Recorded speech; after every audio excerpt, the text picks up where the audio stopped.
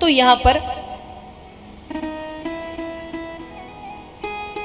सूत जी बता रहे हैं कि काल व्याल मुख ग्रास, काल सबको अपना भोजन बनाते हुए आ रहा है, आयु सबकी निश्चित है, लेकिन इस छोटी सी आयु में अगर कोई कल्याण कर सकता है तो वो है श्रीमद् भागवत कथा।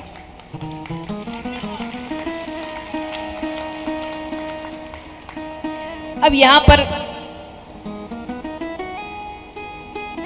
शौनकादि ऋषि पूछ रहे हैं कि प्रभु ये कथा सबसे पहले किसने किससे कही। सूत जी बताते हैं कि कथा सबसे पहले सनकादि ऋषियों ने नारद जी से कही। सनकादि ऋषि कौन है? ये ब्रह्मा जी के 4 मानस पुत्र है, सनक, सनंदन, सनत कुमार, सनातन। तो नारद जी ने पृथ्वी की बहुत प्रशंसा सुन रखी थी, राजा हरिश्चंद्र, सती सावित्री। तो वो आते हैं, आकर पहुंचते पहुंचते हरिद्वार तक पहुंचते हैं। वहां पर सनकादि ऋषियों से उनका मिलना होता है। तो वो देख रहे हैं कि नारद जी के चेहरे पर चिंता के भाव है, बहुत चिंतित है। तो उन्होंने चिंता का कारण पूछा। नारद जी ने कहा कि मैंने पृथ्वी की बड़ी प्रशंसा सुन रखी थी, पर यहां आने के बाद तो मैंने उल्टा ही दृश्य देखा।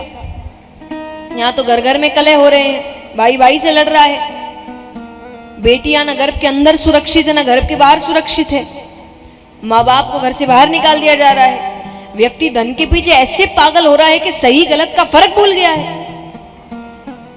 ये देखते देखते मैं वृंदावन गया। वहां यमुना नदी के तट पर एक देवी स्वरूपा बैठी है, बहुत रो रही है। उसके पास नीचे 2 वृद्ध पुरुष लेटे हैं, ऊंची ऊंची सांसें ले रहे हैं। ऊंची ऊंची सांसें यानी अंतिम सांसें, यानी कुछ भी हो सकता है। सनकादि ऋषियों ने कहा कि वो कौन थी? आपने पूछा नहीं? बोले मैंने पूछा। उसने कहा मेरा नाम भक्ति है, ये मेरे पुत्र ज्ञान और वैराग्य है। उसकी ऐसी परिस्थिति कैसे हुई? नारद जी ने कहा, उसने कहा कि मेरा जन्म दक्षिण भारत में हुआ, कर्नाटक में मेरा परिपालन हुआ, वहां मैंने यौवन अवस्था प्राप्त की, पर गुजरात आते आते मैं वृद्ध हो गई।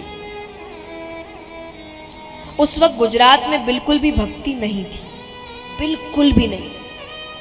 यानी स्थिति ऐसी थी कि अगर किसी के सर पे टीका लगा भी देख लेते तो पूरा गांव पीछे लग जाता कि इसको गांव से बाहर निकाल, वरना ये पूरा गांव खराब कर देगा।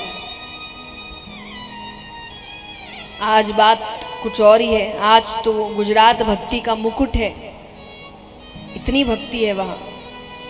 और आप इतिहास उठाकर देख सकते हैं कि ऐसी परिस्थिति के बाद जो सबसे पहले भक्त हुए थे वहां, वो थे नरसिंह मेहता।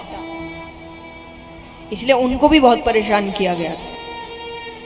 वो वहां के पहले भक्त हुए और उन्होंने भक्ति का जो बीज रोपण किया और उसके बाद जो फसल आई है, आज तो स्थिति कुछ और है, पर उस वक्त भक्ति नहीं थी।